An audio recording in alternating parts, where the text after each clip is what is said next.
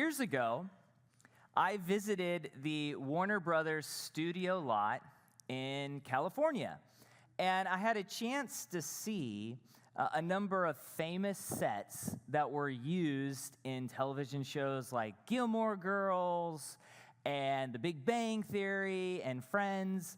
I know none of y'all watch those shows because you're holy. It's totally okay. No, I'm just joking.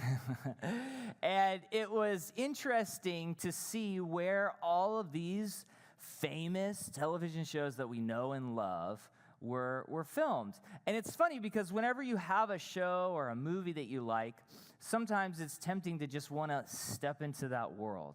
We want to visit those locations and we want to visit those places. But when you actually visit the sets, what I found is that many of them were just kind of partial shells, sort of facades. So the Big Bang Theory, I haven't really watched The Big Bang Theory very often, but there's this sort of running joke that they live on the fourth floor, and the elevator is always broken. And so they'll have these conversations where they're kind of walking from floor to floor, but when you visit the set, you'll find there's actually only one floor. And so there's like a half set of steps that they walk up, they walk by the elevator, that's of course not working, and then they kind of walk up another series of steps, and then they yell cut, and they change the set, and they go back down, and now they're on the second floor, and they do it all the way to the fourth floor. And I apologize if I ruin the magic. You're like, I can't watch that show anymore because I know it's not real. But this idea that all of these sort of sets and these homes, when you go inside, they're empty. And I was thinking about this passage. Today we're looking at Psalm 137.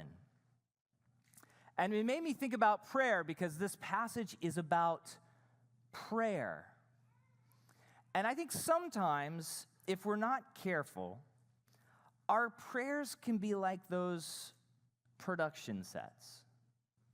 So on the outside, they look neat, they look tidy. People might even commend sort of the grandness of our words or our faith. But internally, they lack this sort of authenticity. It's as if there are three walls and that's it. I remember whenever I was a teenager and I was a young adult, there were times when I believed, and I don't know if I could articulate it in this way, but I believed I needed to kind of put on a cheerful face whenever I prayed. That's what people of faith do, right? You had to say the right words. So my prayers were sort of polite, sort of sanitized, and maybe the best way to explain it is sometimes I felt like I talked to God like he was CEO of the universe versus a father and a friend. We've all heard those stories about people's bosses, and they're like, hey, you can come to me for anything, you can offer me any feedback, and people do that, and they get canned, they get fired. And I think sometimes I talk to God. If I messed up, if I didn't say the right words, if I didn't have enough faith, then it was all over. And there might be some of you here today who feel the same way. You feel this temptation to sort of sanitize your prayers, sort of edit out what you feel like could be messy, sort of hide your true feelings. And I think this creates so many problems in our churches because I think there are people that come in that have deep hurts and deep pain, and they have anger because someone has hurt them, has wounded them. They feel like they can't really express it. They feel like they have to maybe be cheerful or act like everything's okay, and so they suffer in silence. And then what usually happens is we release that in unhealthy ways. It's as if it's wet cement that begins to dry into bitterness, to hate, to unforgiveness. And maybe you wouldn't articulate it in that way in your own life, but maybe you come here today and you feel sort of disconnected in your prayer life. It's as if it feels less real to you than other conversations that you have throughout the day. I think for a lot of us, in our prayer life and even when we talk to people that we know, we're usually about 80% honest, right? We walk up to that line and then we kind of stop.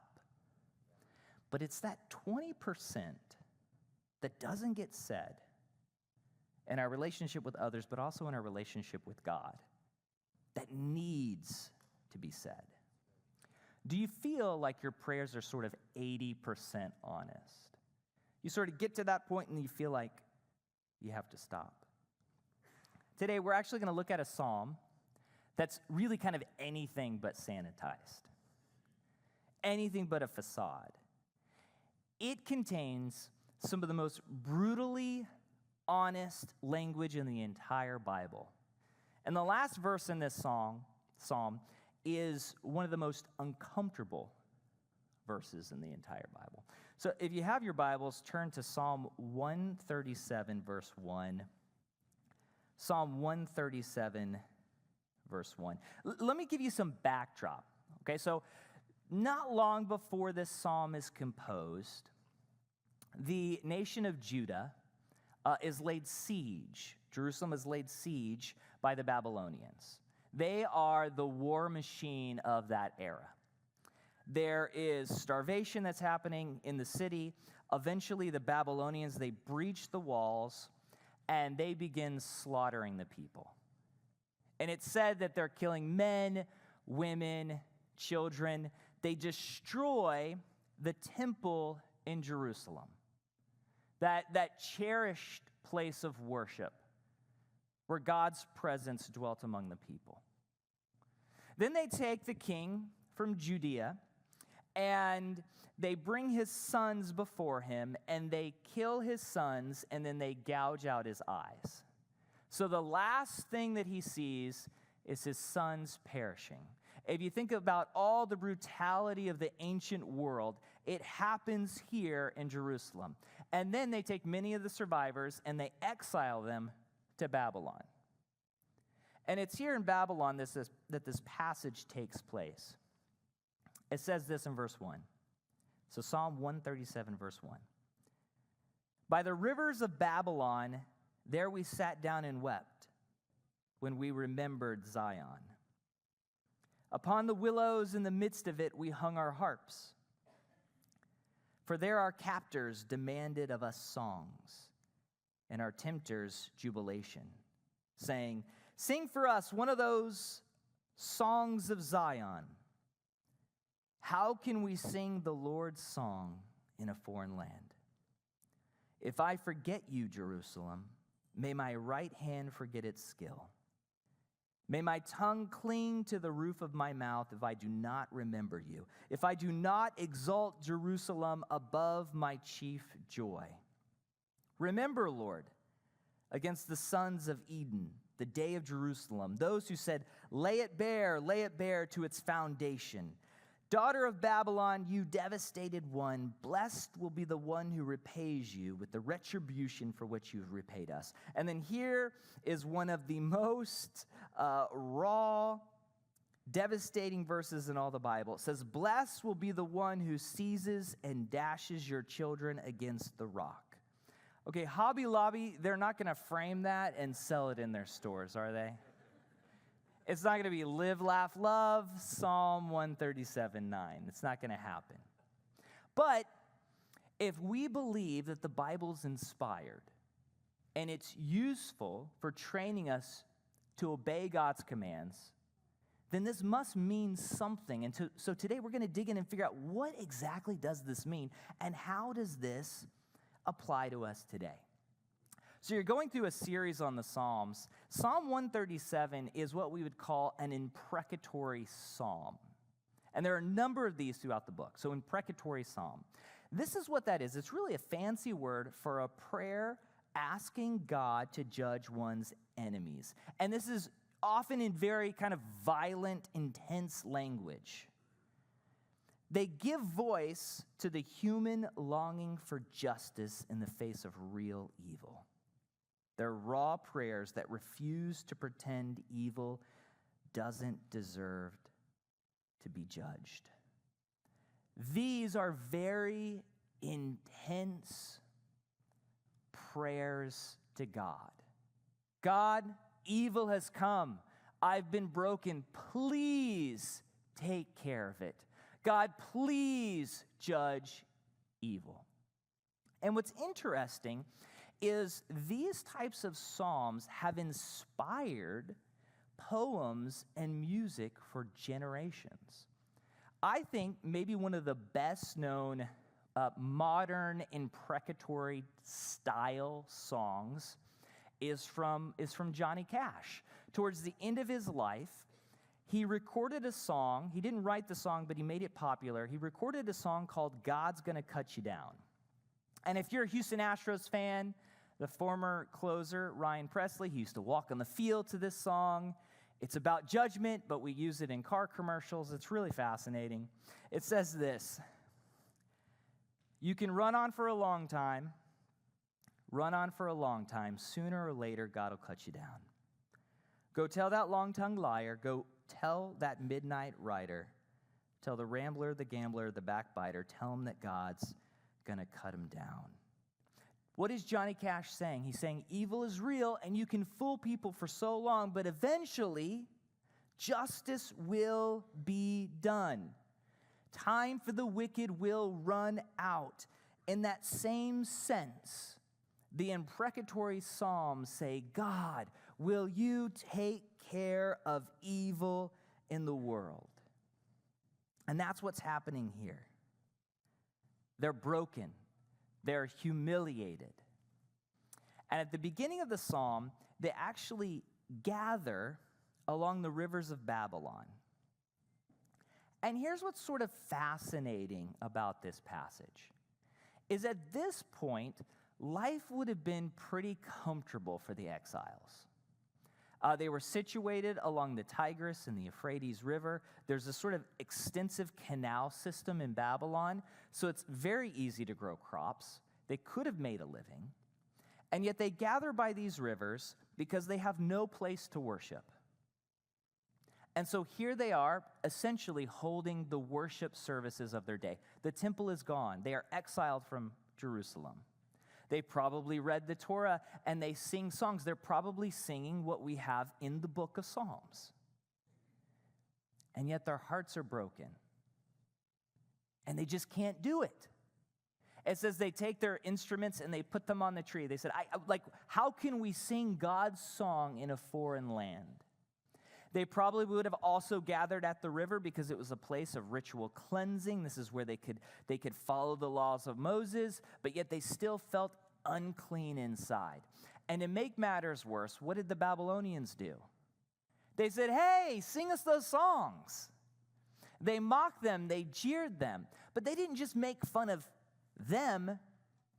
They would have been making fun of their God. If they're singing the Psalms, what are the Psalms? The Psalms they're songs about the greatness of the Lord, his mighty power. So just imagine that. The Babylonians are like, hey, sing songs about how great your God is, and yet you are here. They were broken. Even though Babylon could have been a place of comfort, they said, how can we forget Jerusalem? But there's something more than just them missing their home. Jerusalem stood for something else.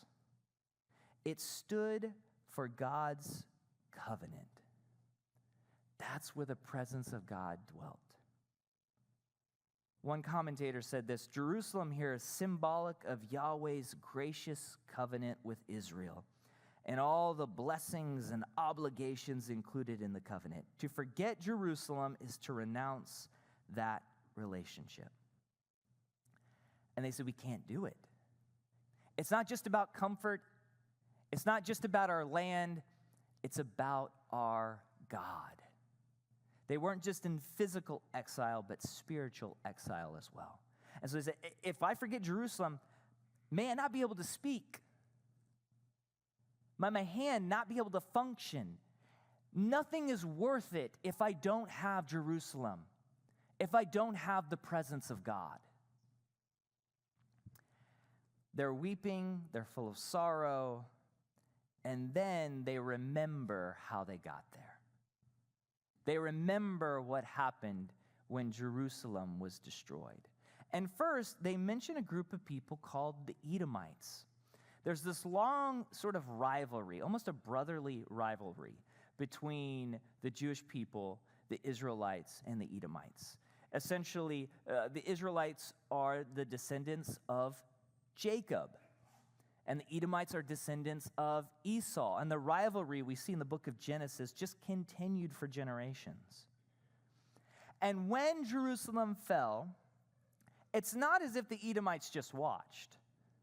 They got excited. They said, hey, destroy it from its very foundations. Not just its physical attributes, but destroy everything that God has built.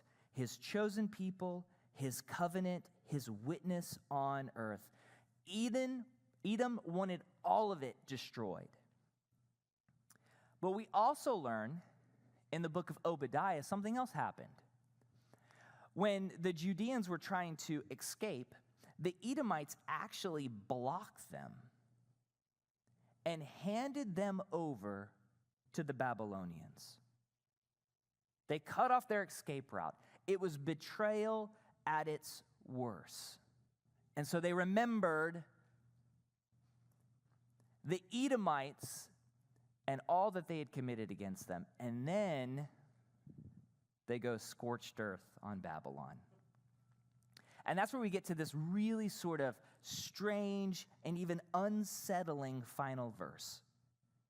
Blessed will be the one who seizes and dashes your children against the rock. What do we do with this anger? First thing to note is when we study the Bible, we always have to stop and say, what is the genre? When we think about movies, right? We watch a drama differently than we watch a superhero movie or a science fiction movie.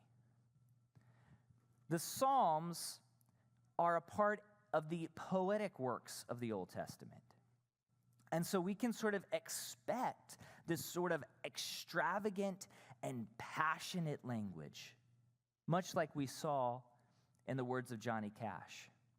There's actually a passage in the book of Psalms where it says, the rivers clap their hands and the mountains sing for joy. Because we know that this is poetry, we don't literally think the mountains are going to clap. How do we interpret that? We say, oh, if we look at the greatness of nature, it reveals the greatness of our Creator. And so when we look at this passage, we have to understand that this author is trying to put into words through poetry their great pain and their great anger. It also says something else. Though these cries are uncomfortable, they come from a place of deep moral seriousness. There's a Bible scholar, his name's Paul Copan. His works are really great.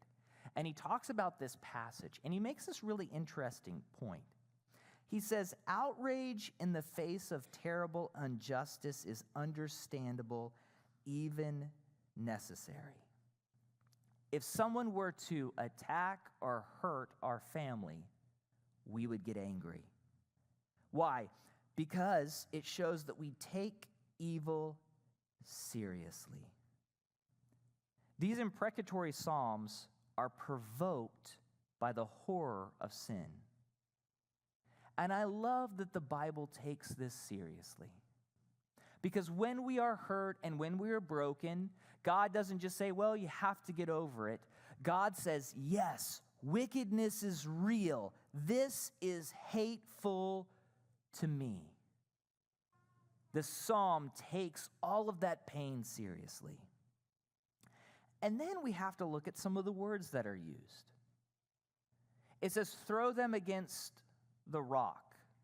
And as I'm reading this passage, I decided to do a word study on that word rock.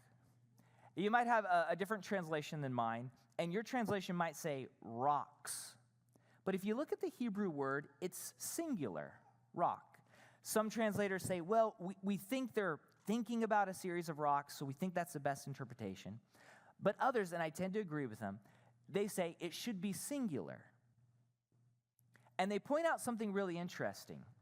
What is God compared to in the Psalms and in other parts of the Old Testament? As our rock and as our fortress. So this passage isn't just describing a violent act for its own sake. What is it saying? It's saying God is our rock, and he can either be our fortress, or the evil we commit will take us and take our family and will hit us against the justice of God.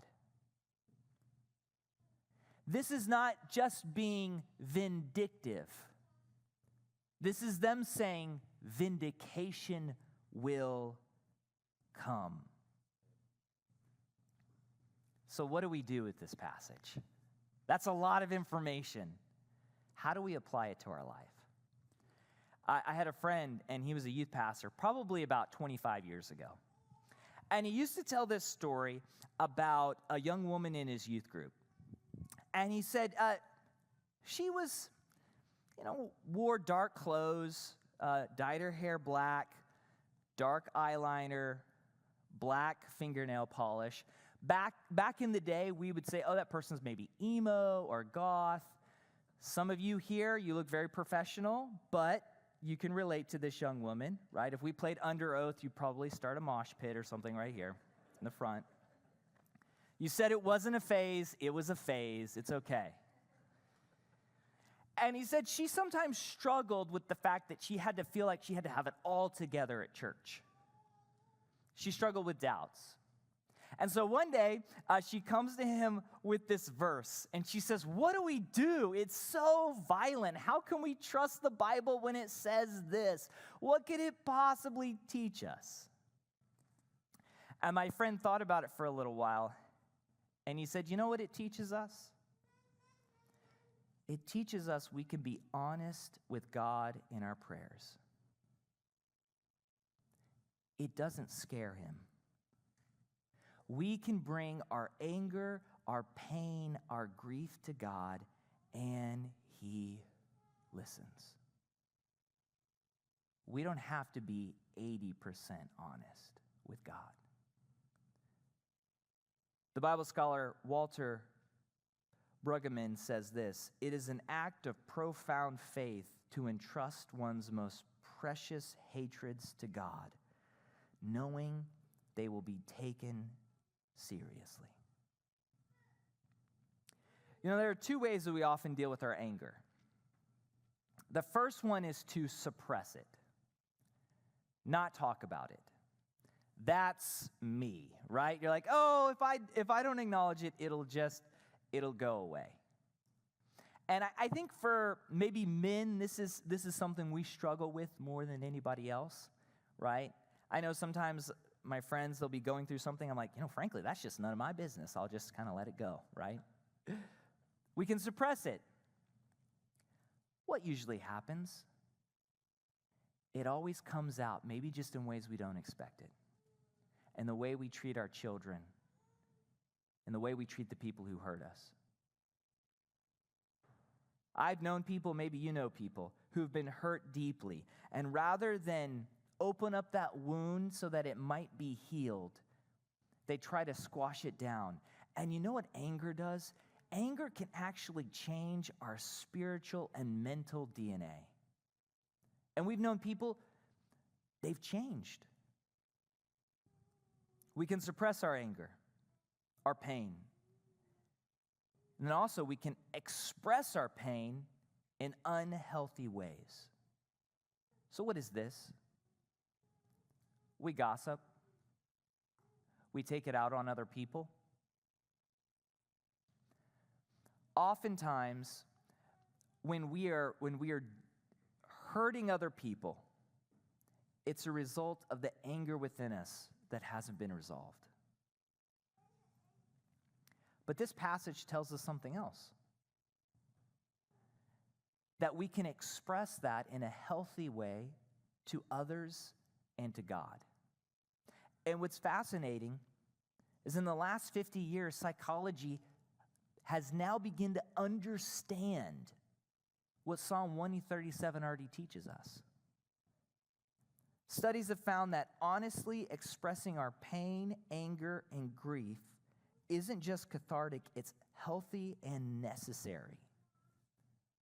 Talking about our traumatic experiences can reduce stress and improve both mental and physical health.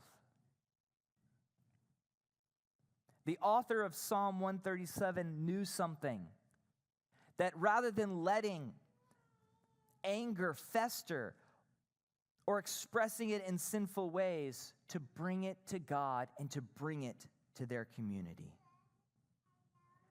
To love our enemies, we must know who they are and what they've done. Hate should be prayed, not stifled. Apathy, not hate, is the opposite of love.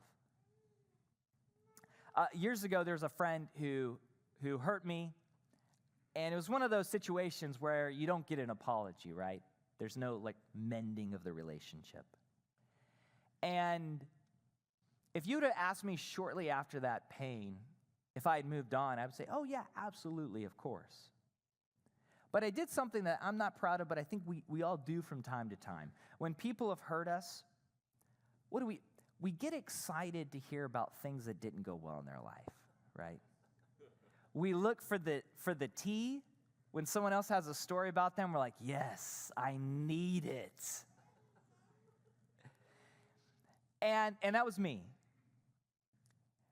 And one day, I just prayed sort of an angry prayer, and I let it all out. And I was like, God, I don't like this person. They hurt me. They didn't apologize. And I said something, and it was almost like I said it before I could stop myself. I was like, God, I don't want them to change, because if they change, nobody else will know what I know about them. And here's what's interesting about that prayer. It was real and it was raw, but it allowed me to see the inside of my heart. I love what Timothy Keller says. When we pray this way, you can make your thoughts visible. You can sift through them and get perspective on them and throw out the foolish and sinful ones much more easily because you've talked about them. And I needed to pray that prayer so that God could at some point help me to get to the point where I could pray for my enemies. These Psalms give us a way to bring our raw anger, frustration, and even hatred honestly to God so that He can transform us. So how do we apply this passage? I think the best way is to be honest with God, 100% honest. Be okay praying an angry prayer or a prayer of lament. Talk to God like He is your father and your friend. That doesn't mean we should always be angry. Of course not. Doesn't mean we always have to be sad. But when we have these emotions, we offer them to God. So this week, pray that angry prayer. That prayer of sorrow. Talk to a friend in a safe way about it, and then pray together. Journal, write it down like the psalmist did. Don't gossip about the person who hurt you. Instead, express your feelings to a small number of safe, godly friends and to God. Pray that angry prayer. There might be some of you here today, and you say, I don't know if this message really applies to me. I really don't have very many prayers. You can't remember the last time where you felt like you needed to pray an angry prayer or a prayer of lament. And if that's the case, it just might be that we've forgotten Jerusalem. About a month ago, my family, we actually had a chance to visit the Czech Republic. And we took our kids to visit the Terezín concentration camp. And this was a transit camp. So the Nazis would send Jewish people to this camp. They would live there for a short time, and then they would be transported to extermination camps. And walking around and seeing this, it became quickly apparent that if you weren't moved in some way, there was something wrong. Right? Check your pulse. I think as Christians, if we are never moved, if we're never angry at evil, if we never get sad at the people we know who don't know Christ, if we never look around at the injustice of our world and just get angry or lament, then maybe we need to check our spiritual pulse. C.S. Lewis says this: the absence of anger, especially that sort of anger which we call indignation, can, in my opinion, be a most alarming symptom. And the presence of indignation may be a good one. You know who didn't pray an imprecatory psalm in Babylon? The people who forgot Jerusalem. The people who had become too comfortable in Babylon. The writer says, I would rather lose a limb. The writer says, I'd rather not be able to talk than to forget Jerusalem. I was talking to a pastor friend of mine, Kai, about this message this week. And he said something, I want to read it to you. He said, you won't care to jump into action unless it hits close to home. And it will never hit close to home if you're regulated to the same friend group and community. If all you know is the people around you, and those people just like you, you're never going to feel the injustice of others. Sit with people who are experiencing injustice. Listen to their story. Get to know your neighbors, not just the ones near you or like you, but the ones far away. I think as human beings, we are never meant to know every bad thing in the world. But because we do, because of technology, I think what we do is we actually tend to ignore it. It's made us less compassionate. And so we have to find ways to regulate that, but not close our hearts to that. So this week, maybe you need to volunteer for a community project, visit a soup kitchen, visit someone in the hospital, find someone who's hurting and just let them vent to you without feeling like you need to sanitize their words.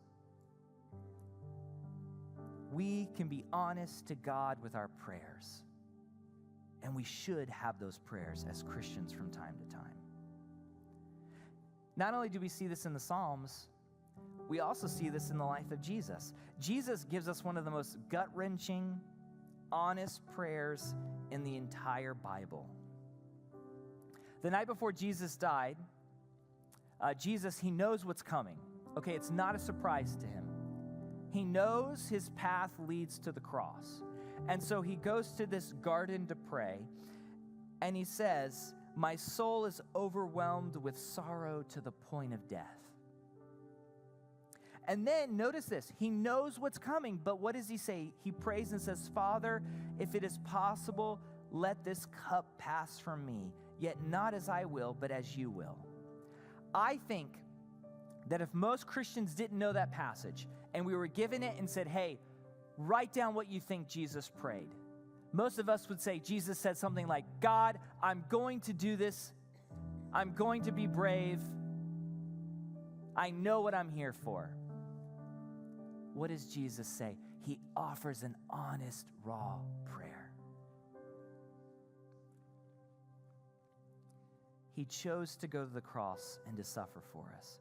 When we face our own troubles, we can be honest because we know that Jesus was honest too. He understands us. And yet, he still went to the cross. And we have hope.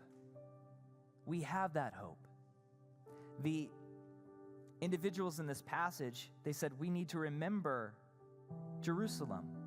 Because of Jesus' death and resurrection, what is promised to us? The new Jerusalem. And so today, when we pray those prayers, we remember the New Jerusalem.